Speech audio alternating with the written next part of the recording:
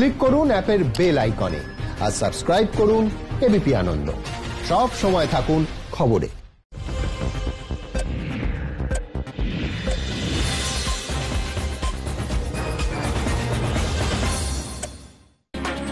নমস্কার, দেখছেন এবিপি আনন্দ সপ্তাহে বাংলায়।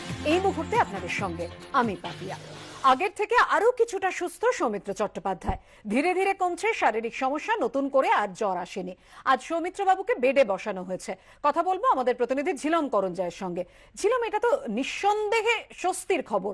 কত তাড়াতাড়ি সুস্থ হয়ে উঠবেন পুরোপুরি সৌমিত্র বাবু, কি বলছেন চিকিৎসকরা? চিকিৎসকরা যেটা বারবার প্রথম থেকেই বলছেন যে ওনার কোভিড এনসেফ্যালোপ্যাথির কারণে যে সমস্যাগুলো হয়েছিল সেগুলো কিছুটা নিয়ন্ত্রণ হলেও পুরোপুরি কাটিয়ে উঠতে যথেষ্ট সময় লাগবে। তবে এর মধ্যে আজকে সবচেয়ে ইতিবাচক এবং চিকিৎসকদের কাছে অত্যন্ত আশাপ্রদ ঘটনা হচ্ছে ফিজিওথেরাপির যে টিম, ফিজিক্যাল মেডিসিন ডক্টরের নির্দেশে চিকিৎসকরা সকলে মিলিয়ে তাকে বেডে বসানোর চেষ্টা করেন। তিনি নিজে থেকে বেডে বসতে পারেন। বেশ কিছুক্ষণ বসেছিলেন, আবার শুয়ে আবার বসে। ফিজিওথেরাপি টিম যে তাদের সব নির্দেশ তিনি মানেন এবং তার যে রিয়াকশন, রিফ্লেক্স সবকিছু দেখে ফিজিওথেরাপি টিম যথেষ্ট খুশি। ফিজিক্যাল মেডিসিনের চিকিৎসকরা বলেছেন যে এই যে পরিস্থিতি, এটা দেখে বুঝতে পারছেন যে তার যথেষ্টই উন্নতি হচ্ছে। নিউরোলজিক্যাল যে সমস্যাগুলো সেগুলো যে ক্রমশ কাটছে এর থেকে বোঝা যাচ্ছে।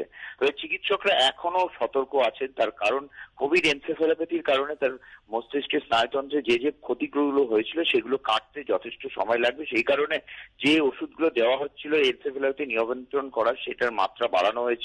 তার সোডিয়াম, পটাশিয়াম সবকিছুই স্বাভাবিক রাখার চেষ্টা করেছে। পটাশিয়ামের সমস্যা ছিল, তাই জন্য বাড়তি ওষুধ দেওয়া হচ্ছে। ব্লাড প্রেশারও নর্মাল আছে ওষুধের সাহায্যে অবশ্য। এবং আর অক্সিজেনের যে মাত্রা সেটাও ক্যানুলা, নেজাল ক্যানুলা ইউজ করে স্বাভাবিক রাখা হচ্ছে। গতকাল রাতে তিনি সুস্থ স্বাভাবিকভাবে ঘুমিয়েছিলেন এবং চিকিৎসকরা বলছেন মোটের ওপর সব প্যারামিটার ঠিক আছে এবং তারা ধাপে ধাপে এইভাবে যে উনি উন্নতি করছেন তাতে তারা আশা প্রকাশ করছেন যে কিছুটা বেশি সময় লাগলেও তাকে এই আইসিইউ থেকে জেনারেল ওয়ার্ডে স্থানান্তরিত করা সম্ভব হবে এবং সেটা এ মাসে না পরের মাসে, সেটা তারা এই মুহূর্তে না করতে পারলেও তারা আশাবাদী তাকে সুস্থ করে আবার জেনারেল ওয়ার্ডে স্থানান্তরিত করতে সক্ষম হবে। ধন্যবাদ। ক্রমশ সুস্থতার পথে বিজেপি রাজ্য সভাপতি। নেই জ্বর, দিলীপ ঘোষের শারীরিক অবস্থা স্থিতিশীল, রক্তে অক্সিজেনের মাত্রা ও ব্লাড প্রেশার স্থিতিশীল। এইচডিইউ থেকে জেনারেল আইসোলেশন কেবিনে স্থানান্তর করা হয়েছে। সিটি স্ক্যান রিপোর্ট ভালো, দেয়া হচ্ছে স্বাভাবিক খাবার। মেডিকেল বুলেটিনে জানালো সল্টলেক আমরি হাসপাতাল।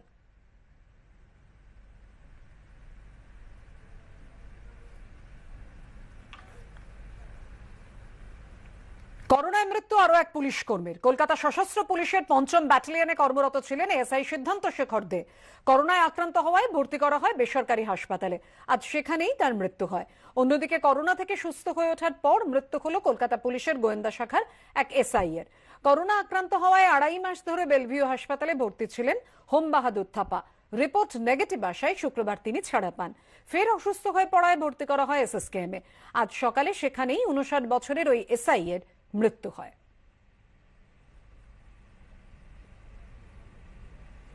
কদিন পরে দুর্গাপুজো আর পুজোর আগে শেষ রবিবারে কেনাকাটার জন্য একেবারে উপচে পড়া ভিড় বাজারে। হাতিবাগান থেকে নিউ মার্কেট সর্বত্রই একই ছবি, গা ঘেঁষাঘেঁষি করে দাঁড়িয়ে কেনাকাটা, শিখে সামাজিক দূরত্ব। অনেকে আবার মাস্কে মুখ ঢাকতেও নারাজ।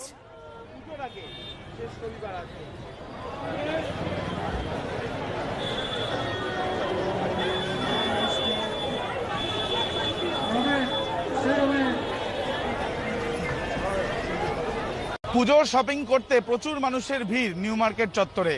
সেখানে অনেকেই দেখা যাচ্ছে যে যারা মাস্ক পরেননি বা অনেকেই রয়েছেন যারা মাস্ক পরেছেন। অনেকে আবার এরকমও রয়েছেন যারা মাস্ক নিয়ে আসলেও মাস্ক কিন্তু ব্যবহার করছেন না। ছবিটা দেখতেই পাচ্ছি আমরা যেখানে দাঁড়িয়ে রয়েছি সেখানে পুরো বিষয়টা স্পষ্ট হচ্ছে। লিন্সে স্ট্রিটের সামনে আমরা এবং নিউ মার্কেটের যে মেন গেট রয়েছে সেখান থেকে লিন্সে স্ট্রিট পর্যন্ত যেদিকে তাকানো যায় এইভাবেই মানুষের ভিড়।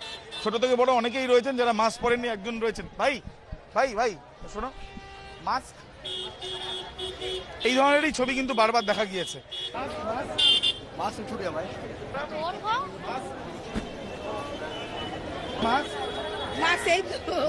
ঘুরছেন, বিপদ হতে পারে।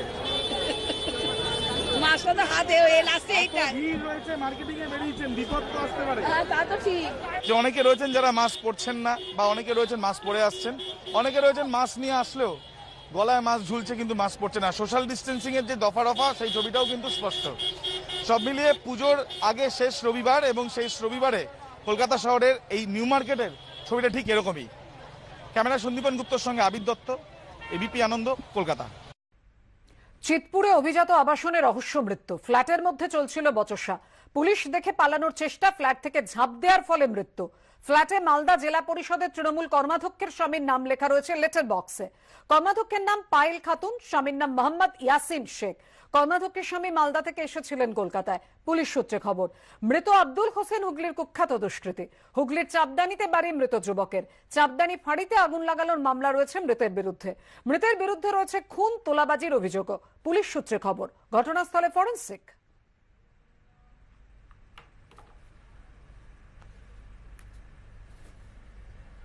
এই মুহূর্তে চিতপুর এলাকার সেই অভিজাত আবাসনে রয়েছে। একেবারে প্রথমে ছবিটা দেখাবো, এই যে গোপাল মুখার্জি রোডে অভিজাত আবাসন, এই আবাসনের মধ্যেই শনিবার রাত্রেবেলা স্থানীয় যারা বাসিন্দা রয়েছেন, অন্যান্য আবাসনের বাসিন্দারা, তারা লক্ষ্য করেন এই আবাসনের যে চারতলা রয়েছে সেই চারতলার ওপর দিয়ে একটি ঘর থেকে মারপিটের শব্দ পাওয়া যাচ্ছে, বচসা চলছে। এবং তারপরেই কিন্তু বাসিন্দারা যে বিষয়টা জানাচ্ছে এবং যেটি জানতে পারছি, ওনারা ওই আবাসনের ভেতরে যখন যাওয়ার চেষ্টা করতে থাকেন, দেখতে পান যে কেউ কাউকে মারধর করছে। এবং তার পরবর্তী ক্ষেত্রে যে বিষয়টা জানা যাচ্ছে, এই যে আবাসন রয়েছে চারতলার, সেই জায়গাতে পুলিশকে খবর দেওয়া হয় এবং সেই জায়গায় যখন পুলিশ এসে পৌঁছায়, চিতপুর থানার পুলিশ, এবং পর মুহূর্তে ঘরের মধ্যে গিয়ে দেখা যায় যে ঘরে বেশ কিছু জায়গায় লণ্ডভণ্ড মারধর রয়েছে। এবং সেইখানে জানা যাচ্ছে বাড়ির যিনি চালক এবং রান্নার লোক, তাদের মধ্যে একটা বচসা হচ্ছিল, হাতাহাতি চলছিল। বাড়িতে সেই সময় মোট 5 জন ছিলেন। এবং তারপরে পুলিশ আসার পরে দেখতে পাওয়া যায় যে অপর এক ব্যক্তি, যে ব্যক্তি কিছুদিন যাবৎ এই জায়গায় এই আবাসনের মধ্যে থাকছিলেন, তার নাম আব্দুল হোসেন। এবং যেটি প্রথম দিকে পুলিশ বুঝতে পারছেন না কেন এই রকমভাবে পড়ে গেলেন, যেটা জানা যাচ্ছে এই আব্দুল হোসেন হুগলি এলাকার মোস্ট ওয়ান্টেড ক্রিমিনাল। তার বিরুদ্ধে খুন, তোলাবাজি সহ একাধিক অভিযোগ রয়েছে।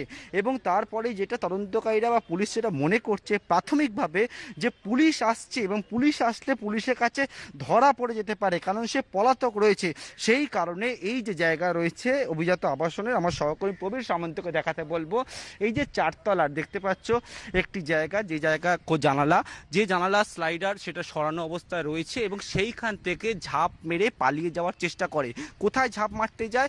নিচে এই যে গার্ডেন রয়েছে আবাসনের ভেতরে, সেই গার্ডেনের মধ্যে ঝাঁপ দিয়ে পালাতে যায়। এবং যখন পালাতে যায়, যেহেতু উচ্চতা এতটাই বেশি ছিল, সেই কারণে কিন্তু সেখানে পড়ে যায়, আঘাত লাগে, তার মৃত্যু হয়। ইতিমধ্যে চিতপুর থানার পুলিশকে দেখতে পাচ্ছ, পুলিশ এসে পৌঁছেছে, হোমিসাইড শাখা তদন্তকারী আধিকারিকরা এসে পৌঁছেছেন এবং এই গোটা জায়গাটি ঘিরে রাখা রয়েছে। বাড়িওয়ালার সঙ্গে বিবাদের জেরে প্রতিবেশীকে বাঁচাতে গিয়ে খুন ভাড়াটে। গ্রেফতার বাড়িওয়ালা সহ 7। গতকাল রাতে ঘটনাটি ঘটে ট্যাংরা থানা এলাকায়। স্থানীয়দের অভিযোগ, প্রতিবেশীকে বাঁচাতে গিয়ে কাঁচির আঘাতে আহত হন ওই ভাড়াটে। এনআরএস হাসপাতালে নিয়ে গেলে মৃত ঘোষণা চিকিৎসকদের। বাড়িওয়ালা ভাড়াটে বিবাদে চরম পরিণতি। ভাড়াটে যুবককে খুনের অভিযোগ বাড়িওয়ালার বিরুদ্ধে। প্রতিবেশী ভাড়াটেকে বাঁচাতে গিয়ে ওই যুবক খুন বলে পরিবারের দাবি। শনিবার গভীর রাতে ঘটনাটি ঘটেছে ট্যাংরা থানা এলাকার 38 নম্বর ডিসি দে রোডে। পুলিশ সূত্রে খবর, বাড়িওয়ালার সঙ্গে ভাড়াটেদের বেশ কিছুদিন ধরেই অশান্তি চলছিল। শনিবার রাতে তা চরমে ওঠে। পুলিশ সূত্রে দাবি, বাড়িওয়ালা অশোক দাস ও তার ছেলেদের সঙ্গে ভাড়াটে সুনীল দাসের বচসা বাঁধে। অভিযোগ, বাড়িওয়ালার ছেলে অনিল সুনীলের মাথায় ইট দিয়ে আঘাত করেন। তখন তাকে বাঁচাতে এগিয়ে যান ভাড়াটে 31 বছরের মনোজ রাম। অভিযোগ, সে সময় অনিল মনোজের বুকে ও মাথায় কাঁচি দিয়ে আঘাত করেন। 38 নম্বর ডিসিদের রোডের সেই বাড়িতেই আমরা রয়েছি। এখানে ঠিক এই জায়গাতেই কিন্তু ঘটনা ঘটেছে, যেটা অভিযোগ যে যখন সুনীল দাসকে মারধর করছিল বাড়িওয়ালার ছেলেরা, ঠিক তখনই কিন্তু তাকে বাঁচাতে যান মনোরম। বিভিন্ন জায়গায় এখনো ব্লাড স্টেন আমরা দেখতে পাচ্ছি। ইট দিয়ে যখন একজনকে মারে, ছাড়াতে যায়, ছাড়াবার পরে ওকে আগের বারেও ছাড়িয়েছে বলে ওর রাগ, ও একটু প্রতিবাদ করে, তার জন্য ওকে ছুরি কি কাঁচি ঢুকিয়ে দিবে। গুরুতর আহত মনোজ ও সুনীলকে নিয়ে যাওয়া হয় এনআরএস হাসপাতালে। সেখানে মনোজকে মৃত বলে ঘোষণা করেন চিকিৎসকরা। সুনীলকে প্রাথমিক চিকিৎসার পর ছেড়ে দেওয়া হয়। আমার জায়ের ছেলে, ওকে মেরে মাথা ফাটিয়ে দিয়েছে বাড়িওয়ালার ছেলে। তখন আমার ছেলে শুনে গেছে, ওকে ঘরে ঢুকিয়ে মারছে। 2 জন মিলে আমার ছেলেকে মেরেছে, মাথা ইট মেরেছে আর চাকু ঢুকিয়ে পেটে ঘুরিয়ে দিয়েছে। হাসপাতালে গেল, আর নেই বাবু, রাস্তায় ডেথ হয়ে গেল। আমাদের চাচি বাবুকে সব দিনে ওর শাস্তি হওয়া চাই। শনিবার রাতেই লালবাজারের হোমিসাইড শাখা এবং ডিসিইএসডি অজয় প্রসাদ ঘটনাস্থলে যান। খুনের অভিযোগে গ্রেফতার বাড়িওয়ালা সহ 7 জন। যে জায়গাতে আমরা দাঁড়িয়ে রয়েছি এই জায়গা যেখানে ইতিমধ্যে ঢেকে দেওয়া হয়েছে পুলিশের তরফ থেকে, এখানে 2 জন পুলিশ কর্মীও রয়েছেন, তারাও এখানে যাতে কোনো রকম নতুন করে উত্তেজনা না হয় সেই জন্য এখানে পুলিশ কর্মীদের মোতায়েন করেছে ট্যাংরা থানার পুলিশ। প্রমোটারের হাতে বাড়ি তুলে দেওয়ার জন্যই কি ভাড়াটেদের সঙ্গে বিবাদ বাড়িওয়ালার? খতিয়ে দেখছে পুলিশ। আবির দত্ত ও অনির্বাণ বিশ্বাসের রিপোর্ট, এবিপি আনন্দ, কলকাতা। শারদ আনন্দে প্রাধান্য পাচ্ছে করোনা সচেতনতা। নিউ নর্মালে অঞ্জলি, ভোগ বিতরণ থেকে সিঁদুর খেলা, সব ক্ষেত্রেই সাবধানতা নিচ্ছেন পুজো উদ্যোক্তারা। ত্রিধারা সম্মিলনীর পুজো প্রস্তুতি ঘুরে দেখলেন অভিনেত্রী অরুণিমা ঘোষ।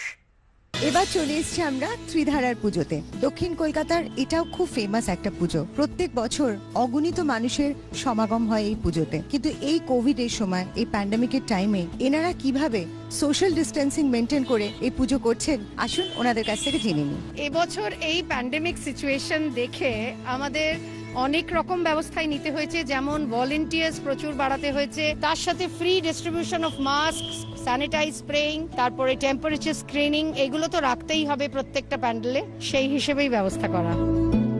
এই বছরে ওনাদের থিমটা খুব ইন্টারেস্টিং, নররূপী ভগবান।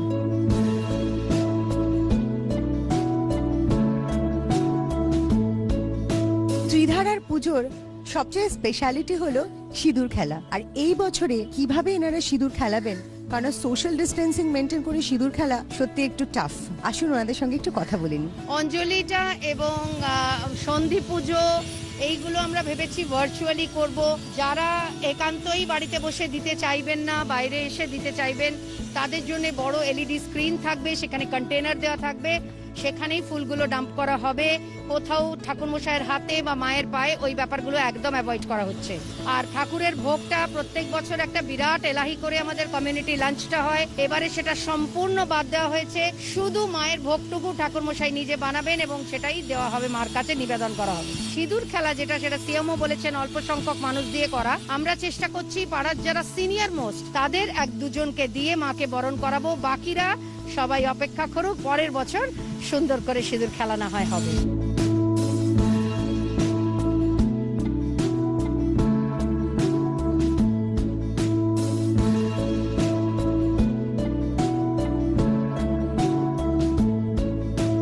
এরকম অনেক পুজো আপনারা দেখতে পারবেন, তার জন্য চোখ রাখতে হবে এবিপি আনন্দের আমার পুজোয়।